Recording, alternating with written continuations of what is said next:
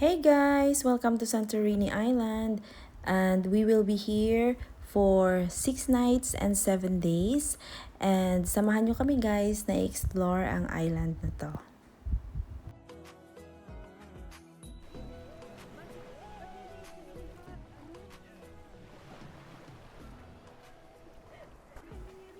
After our breakfast guys, we walk from our hotel to here in the beach of Peribolus. So it's maybe 5 to 7 minutes only and really comfy for us because anytime we want to go to the beach is really easy for us.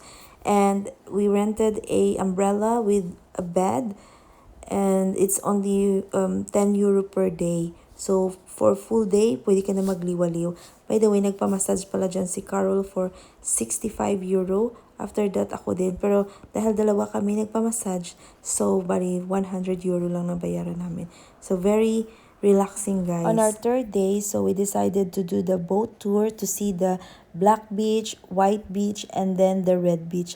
So, the point where we need to go by boat tour is there in Akrotiri. So, we are near to Perisa. From Perisa, we need to go to Kamari because I really like to visit also what is Kamari Beach.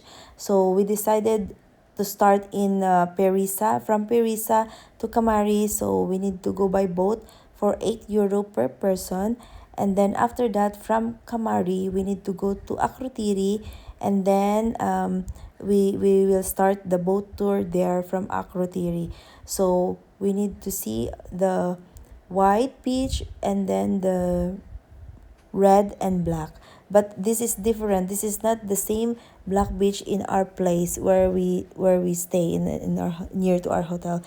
No, this is different one. So this one is a red beach. So did you see guys? Kahago mag-English ay ambot. By the way, so ayan siguro guys, tinawag siya na red beach kasi tingnan nyo naman, 'di ba? Red, medyo mapula-pula yung niya, yung dagat, yung mountain dun sa likod, kaya tawag siguro ganon. So ito naman yung pinuntahan namin dito is white beach naman to siya guys. 'Di ba tingnan nyo, sobrang mabato talaga siya guys, kaya kailangan you need to have a shoes, water shoes if you want to go to Santorini. Really, you really need it. Yeah. So ayun siya guys, white beach yan siya dyan. And then, after that, ito, pupunta na kami uli ngayon sa Black Beach. So, tingnan nyo guys. Ay, Diyos ko mayo. Alam mo yon yung Macarena ang tugtog. Pero hindi ako makapagtugtog dito kasi, syempre, baka makapiright siya. So, ganyan na lang.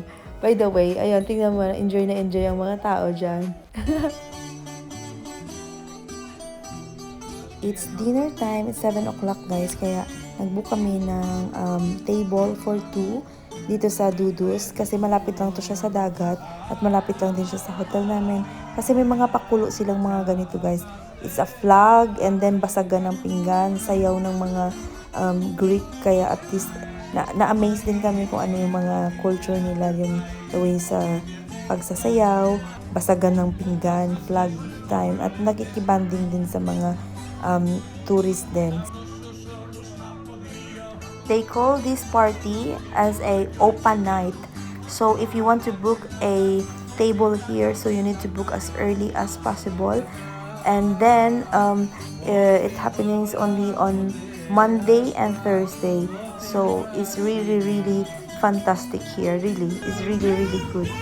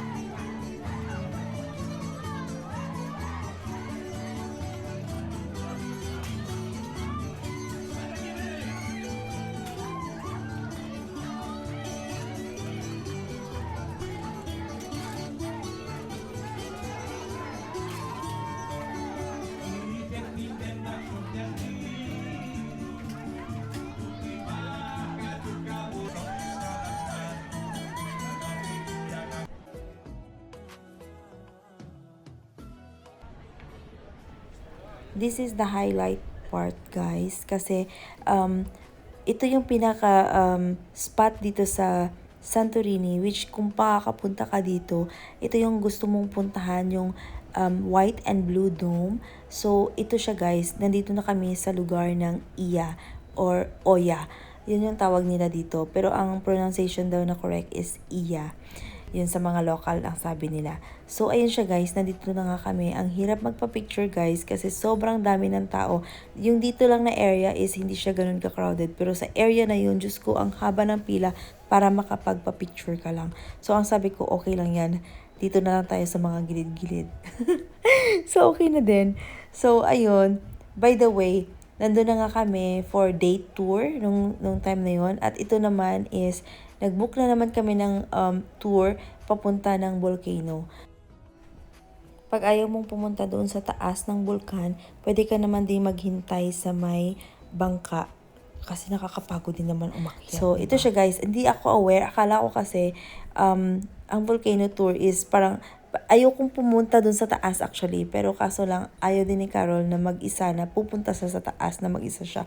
Sabi ko, hindi ako aware na pupunta ako dyan. Which is nakabistida ako, tapos nakasandal lang ako. Alam mo yon. Ang hirap kaya doon na walang shoes.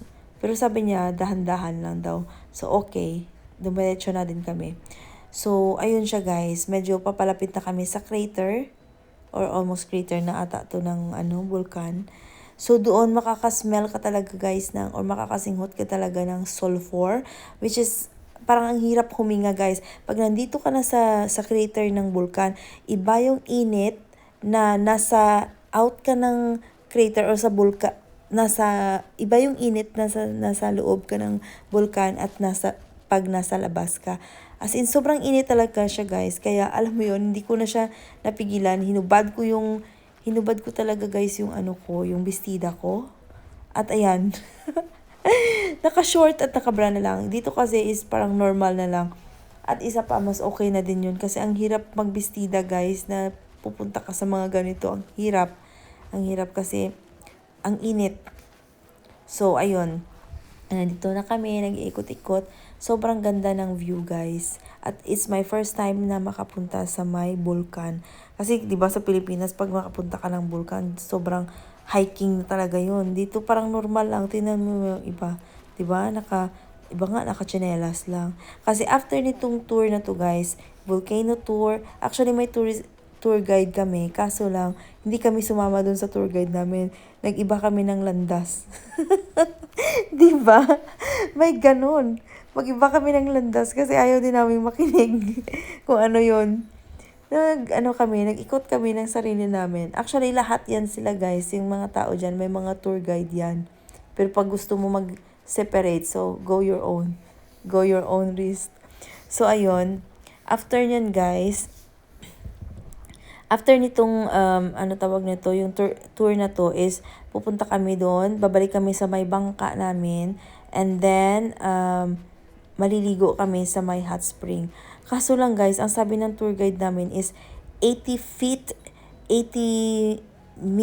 feet or meter pababa. So, hindi ko yun kayang languyin. Malulunod ako. Hindi ako ganun kasagad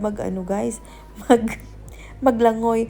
So, ang naglangoy na lang is si Carol. Siya na lang ang jump doon sa may hot spring. Pero ang sabi ko sa kanya, kung hot ba talaga, sabi niya hindi naman ganun ka sobrang, hindi siya ganun ka sobrang hot, pero sobrang alat daw ng tubig dito. Sa paanan na to ng ng vulkan. After that, ano ba yan? After that, so, kumain lang kami dito sa may Teresia. And then, after that, bumalik kami doon sa may Iya. Yun sinabi ko sa inyo na yung may Blue Dome, yun yung pinakasikat dito sa Santorini, yung may Blue Dome yun. Doon, bumalik kami doon para manood ng sunset. Kaso lang, guys, iba yung feeling ko talaga. Alam mo yung feeling na nandito ako at gusto ko manood ng sunset, pero ang gusto ko is kumain ng Asian food. Kasi parang 4 days na kaming hindi nakakain ng Asian food, walang kanin, kaya para akong natutuliro. Iba yung feeling ko, guys. Kaya nag-ikot-ikot kami at naghanap ng Asian food at may nakita kaming Thai food, Thailand restaurant. Kaya, ayun, kumain kami doon. And then, on the next days, for 2 days na remaining namin, ay nandun na lang kami sa dagat, malapit sa amin. Relax na lang kami ni Carol. So, hanggang dito na lang guys. At thank you sa inyong panonood. Bye-bye!